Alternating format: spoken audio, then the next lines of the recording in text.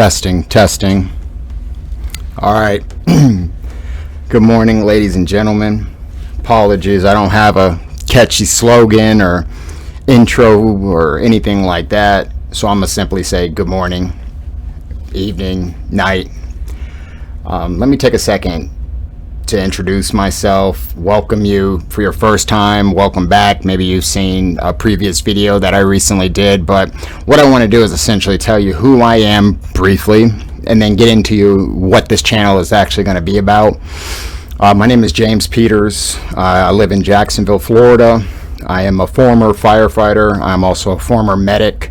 I've worked with several agencies, including the United States Army Reserves, Jack's Fire and Rescue Department, City of Palatka Fire Department.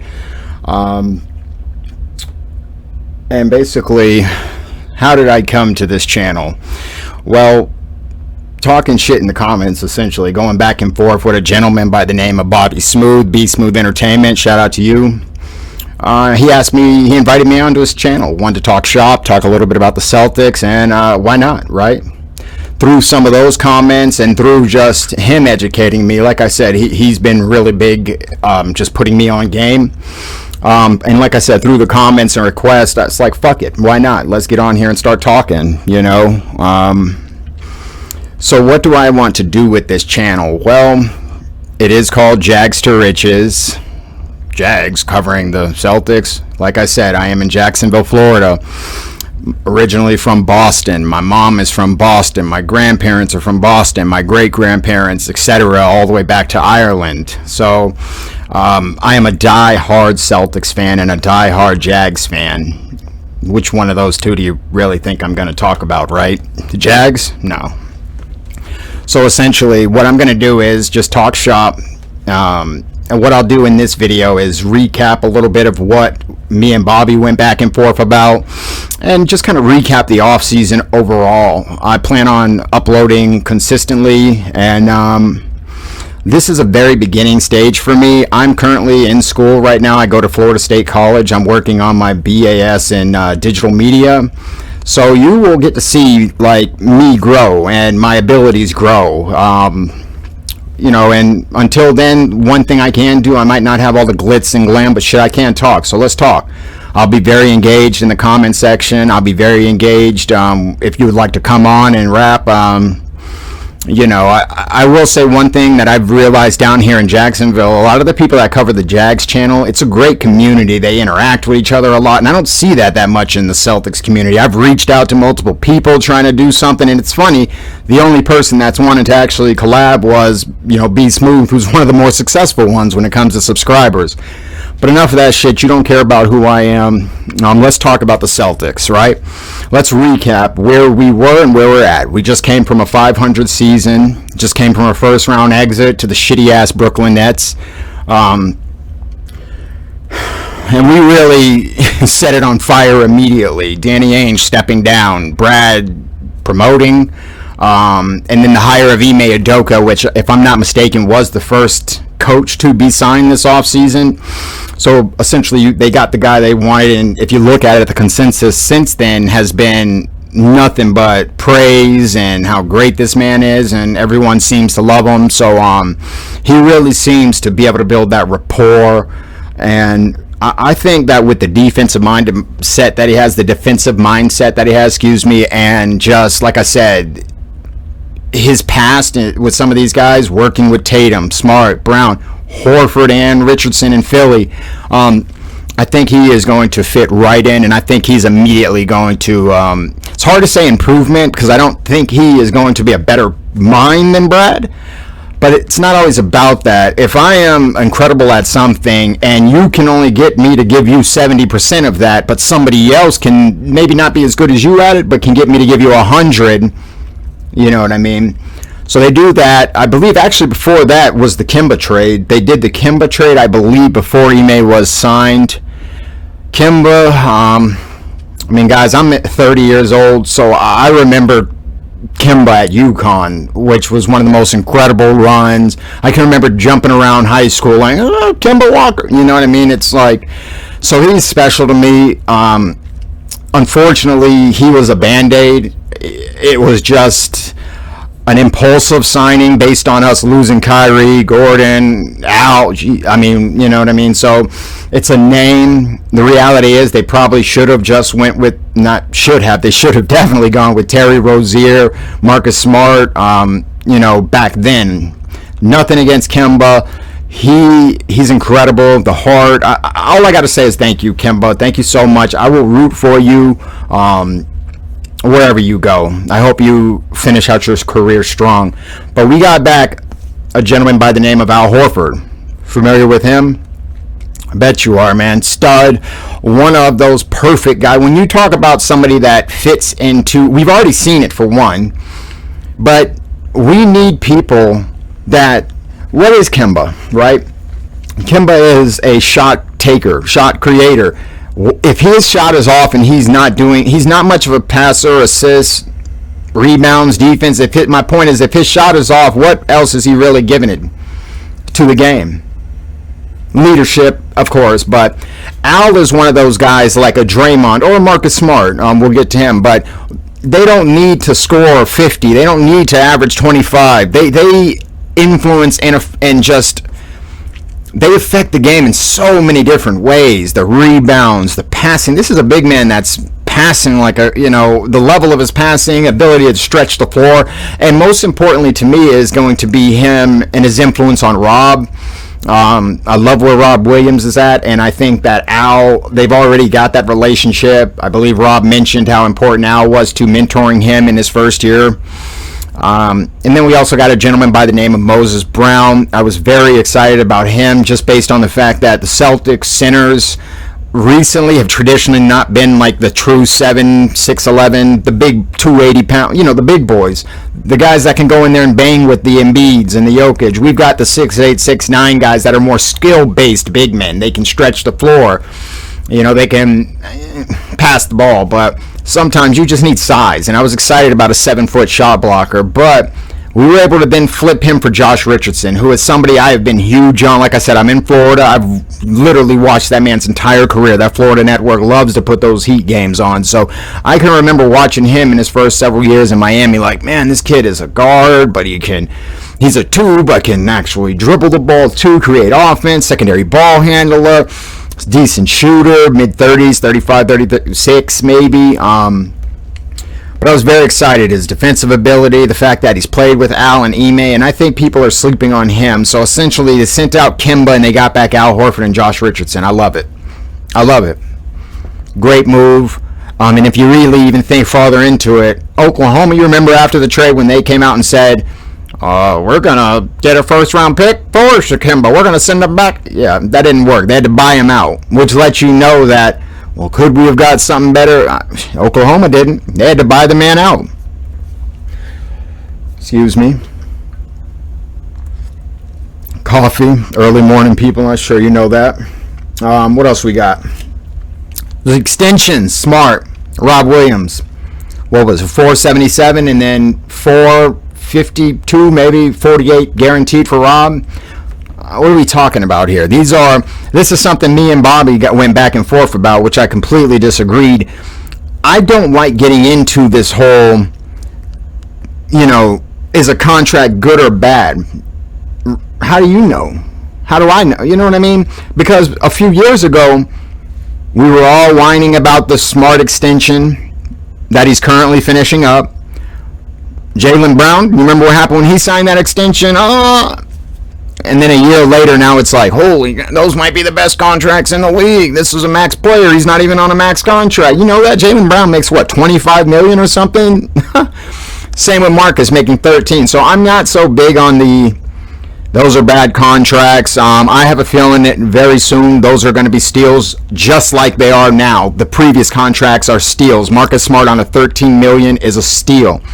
I think we'll be saying the same several years from now about both of those gentlemen. God willing, they stay healthy. That is the only thing, especially with Rob, that could affect that. What else? Josh Richardson signed an additional year to his extension. I like that. I believe it was 11, 12 million. And shout out to our man Enes Kanter coming back on a minimum. The reason Well, first, let's talk about the roster, and then I'll go back to why all these contracts are very appealing. And I mean, the brilliancy of Brad so far. It's not just the money and the value of the contract, but the ability to move on from it. Any one of these packages, I think you could put a Smart, Richardson, Williams, I mean, any of those guys, that's a hell of a package, and people would jump for it. Affordable contracts, and that brings me to our current roster, which I believe is one of the top to bottom best rosters in the NBA. I really do. We may not have the best 5 or 6, which I do believe our 5 or 6 can challenge anyone, but if you look 1 through 12, there's not too many teams that are as deep as we are, which is funny because a year ago, what was the issues? Depth, bench, ability to score off the bench, right? So our roster, Marcus Smart, shout out to him finally getting the opportunity as a true number 1. I think it'll be fantastic. I think it's going to work. For me, Josh Richardson will probably start at the 2. Brown, Tatum. And the biggest question for me personally is the Williams versus Horford. Who starts? I mean, man, that's a tough one. I have a feeling it will be Horford based on the veteran status, the familiarity with the system, and with Ime being his coach before. And I think people are sleeping. I've seen a lot of videos about, has he lost it? It's like, bro, he was just averaging 14-7 and shooting in the mid-30s last year in Oklahoma City. And they went to the man and said, Al, you need to sit down. You're affecting winning too much. We're trying to tank. What the hell? So the man is fresh, motivated, and coming off of a year that he was like any other year, statistically. I love it. I think he gets the start. That could change. I believe Rob is obviously the center of the future, the big man of the future. But I do believe Al gets that start. So off the bench, you'll have Dennis Schroeder at the 6. You'll have him and Rob coming off, or Al, whoever doesn't start. Those would be the first 2 guys. I imagine the first substitution would be Rob coming in for Al, Dennis coming in for either Marcus or Richardson, and then we'd go from there. So you got 8, 9, Pritchard, Nesmith, Cantor at 10, Dunn and Romeo at 11 and 12. Incredible roster. The fact that what Pritchard and Nesmith have shown us in the offseason and in Summer League is incredible so far. Remember, these guys didn't have an offseason last year. They got drafted and basically had to start playing very quickly after that. No Summer League, and they were thrown into the fire. I mean, these are 20-year-olds, 21, 22, whatever it is, playing against grown men, the best in the world at what they do. So I thought they handled themselves brilliantly. Obviously, they still have a lot to work on.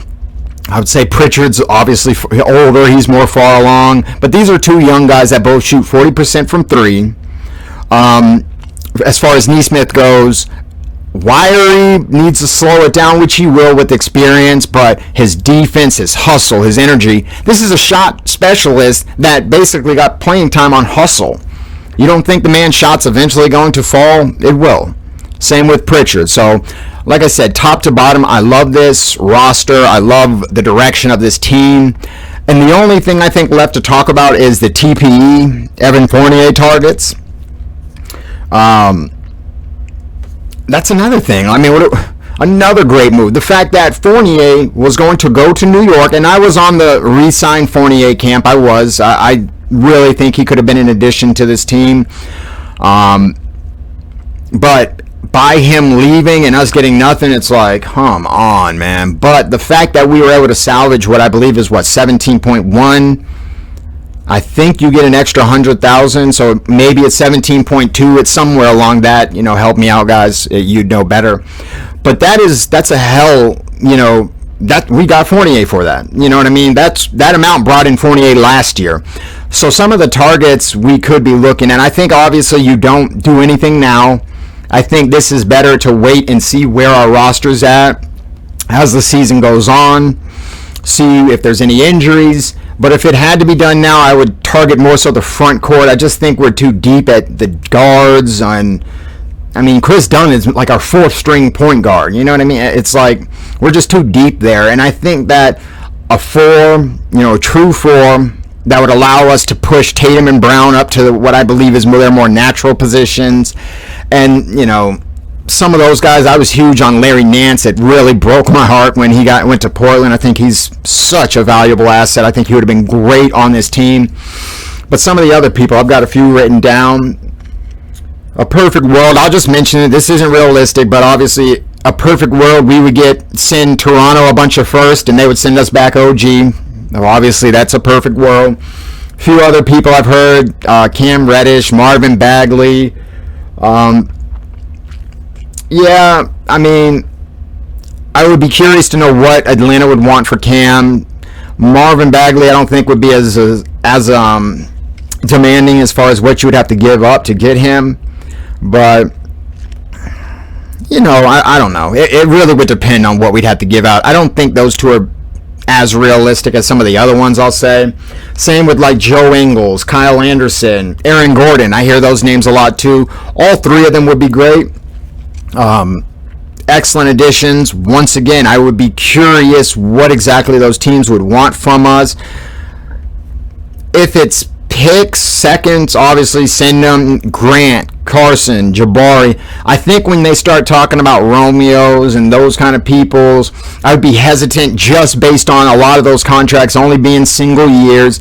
But there's a few players such as Terrence Ross and Robert Covington. These are two people that I'm a little bit more, I could see this happening. I really believe that it would be one. I think if I had to pick today, it would be one of those two coming. We'll start with Terrence Ross. We've already got a working relationship with the Magic. This is I believe he's Fournier's backup, came off the bench for them the last several years. I believe he's gone 3 straight years of averaging 15 points off the bench. I want to say another mid 35, 36% from the 3 shooter. He'd be a spark off the bench for us. That's exactly what he would be. If there's any issue, because we might eventually have to trade Schroeder. That's another thing. He's gone after this year. So do we trade him at some point, depending on the situation, to make sure we get something back that could potentially stay? Aaron Gordon, I've asked that question. Could we send out a Schroeder trade deadline and get back an Aaron Gordon type? You know what I mean? Somebody like that. But the other one, Robert Covington, incredible defender, 3-and-D, can play the 3-4 and the 5, 30-year-old vet. So is Ross, both 30-year-old vets. I think they'd be great for this team. Either one of them. I would lean towards Covington just for his fit, just for what he brings. And if I'm not mistaken, I feel like he has an additional year too, which to me that's important. That's why Larry Nance was another big one, because he had an additional year. With that expiring, it's just like you may get the bird right, so you might be able to offer them certain money, but you never know. You know what I mean? That's a coin flip. So those just a few different topics I wanted to talk about, guys. Just kind of a recap to where we were at. Really the only thing to look forward to is what we do with the TPE and then season start. Like I said, I think we're done for the offseason. The only move that could come is a Chris Dunn trade. We'll see. I think that in the next coming days, what I'll do is go into a little bit more depth on each individual player, likes, dislikes, expectations, statistics, what I think that this upcoming season will bring. Maybe I'll go over their record. I think I'll do a video as far as breaking down the Eastern Conference and where each team is going to finish. Like I said, I believe the Celtics firmly will finish in 4th place, if not higher. I just do. Do these people not remember what a Boston Celtics team that is being slept on can do? When they doubt us, when they believe in us, when they're hyping us up, we're in trouble. But when they're like, Boston, that's when we're coming. When they're sleeping on us, we're coming. So I think they forgot, and I think this would be a year they are reminded. So once again, guys, I'm honored to have this opportunity to speak to each and every one of you. I will be engaged with you in the comments. Any suggestions, any recommendations, I am all ears. I don't know, this audio might sound like shit. Like I said, I will continue to improve and continue to get better. And all I can say is I really do thank you for your time. I'm humbled by the experience, and I look forward to growing with you. One other thing I wanted to do, like I said, I want to be a little bit bigger in the community. I'd like to see a little bit more collab. Like, it's almost impossible. I've reached out to multiple people, channels, and nothing, man. And it's like, except for, like I said, my man B Smooth, so shout out. So what I'm going to do is I'm going to shout out a few other channels, just take a few seconds. If you're not watching them, you need to. Every one of these people I mentioned, I watch every single day, and I mean, their content is way better than what you're watching right here. So they're people that I'm striving to catch up to. So I want to shout out, like I said, Be Smooth Entertainment. Bobby, thank you for everything, brother. I want to shout out Evan at Guy Boston Sports. I've been trying to get on with you, bro, but still, you're the man. CLNS, NBC with my man Forsberg. Shout out to Locked On with the great John Corrales. Pick a Side, my man Joel, what's up? Riv, Drew. Two of the smaller channels, Adam Taylor. I want to say he's Australian. If he's not, forgive me, Adam, but man, what a badass channel. That dude's the man. He's got an awesome TPE video out as well. I watched that and took a lot of notes from it, so shout out to you, Adam. I'd like to work with you as well, brother. So, and Sporting with Darren. I'm subscribed to every one of these. Go show those guys some love. Take an opportunity to watch their videos. Leave comments, like, you know, that bullshit. Like, subscribe, blah, blah, blah. But all I want is just, you know, rap with me. Let's talk some shop. If you want to get on here with me, jump on. We'll Discord it up. But otherwise, leave a comment. Let's talk. Help me grow. Help me get better. Otherwise, go Celtics. See us rise again. Thank you all for your time. God bless each and every one of you. Jags to riches. James Peters. Till the next time.